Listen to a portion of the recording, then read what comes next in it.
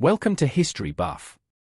Before we dive into today's untold story, please make sure to subscribe and hit the bell so you never miss a journey through time. What if I told you the richest man in history wasn't Elon Musk? It wasn't Jeff Bezos. It wasn't even a Rockefeller. In fact, if you combined all their wealth today, they would still look like peasants next to this man.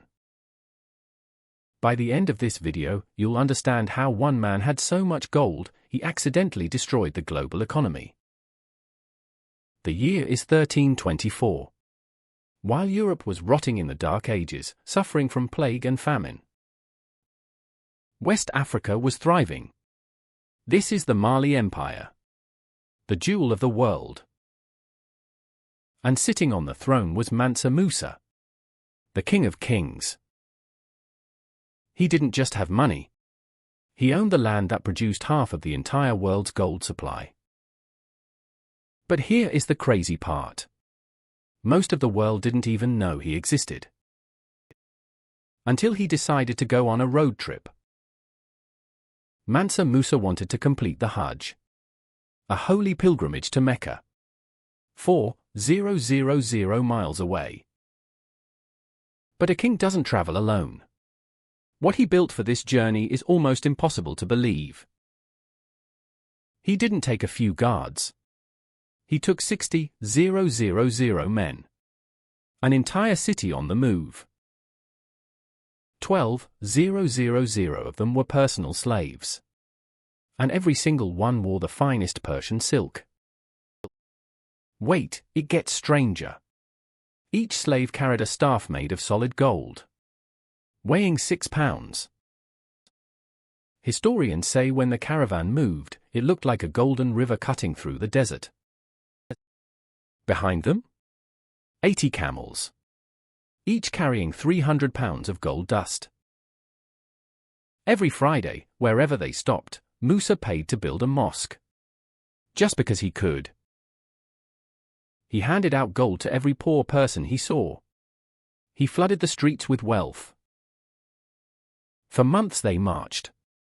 The legend of the Golden King spread ahead of them like wildfire. And then they arrived in Cairo, the greatest city of the Middle East. The people of Cairo had never seen anything like this. They thought it was a blessing from God. Musa gave gold to everyone.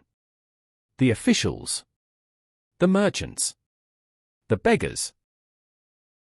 He spent so much, he literally ran out of places to put it. But there's a problem with this story. A massive problem. Pay attention to what happens next. Because this is where the dream turns into a nightmare. Basic Economics 101. When there is too much of something, it becomes worthless. Suddenly, gold was everywhere in Cairo. It was as common as sand. The value of gold plummeted. It crashed hard. Prices for everyday goods skyrocketed. Hyperinflation hit the city like a bomb. Mansa Musa was so rich and so generous, he accidentally made everyone poor. Fascinating, isn't it? If you're enjoying this, take a quick moment to like the video and subscribe to History Buff to help us tell more stories like this. It was the only time in recorded history that one man directly controlled the price of gold in the Mediterranean. The economy of Cairo didn't recover for a month. Or a year. It took over a decade for the region to recover from his visit. Realizing his mistake, Musa actually tried to fix it on his way back. He borrowed gold back from lenders at insane interest rates just to remove it from circulation. But the damage was done. The legend was written.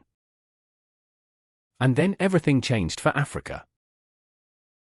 In 1375, a map was created in Europe. The Catalan Atlas. It showed a king in West Africa holding a nugget of gold the size of a grapefruit. This next part? It's the beginning of a tragedy. Europe saw that map. They didn't see a culture. They didn't see a civilization. They saw an ATM. And they wanted to make a withdrawal. Musa had built universities in Timbuktu. Libraries. A hub of knowledge. He turned Mali into a center of learning that rivaled anything in the world. But the world only cared about the glitter. Today, economists have tried to calculate his net worth. They estimate he was worth around $400 billion. But that's just a guess. The truth is, his wealth was incalculable. It was limitless. Imagine having so much money that spending it destroys the store. We worry about billionaires today influencing politics. Mansa Musa didn't influence the economy. He was the economy. But wait. There is one final twist to this story. Within 2 generations of his death, the empire began to crumble. The wealth made them a target. The gold that built them eventually destroyed them. Today, Timbuktu is still there. But the gold is gone. History tells us that money is power. But Mansa Musa taught us a different lesson. That too much power can burn down everything you touch. He was the richest man who ever lived. And the world is still paying the price. So, here is the question: if one man had this power today, what would happen? Would we survive? Or would we crash just like Cairo? Let me know your theory in the comments. And subscribe for the next secret history. If you enjoyed this deep dive, please like this video and subscribe to History Buff for more content. See you in the next chapter of our journey.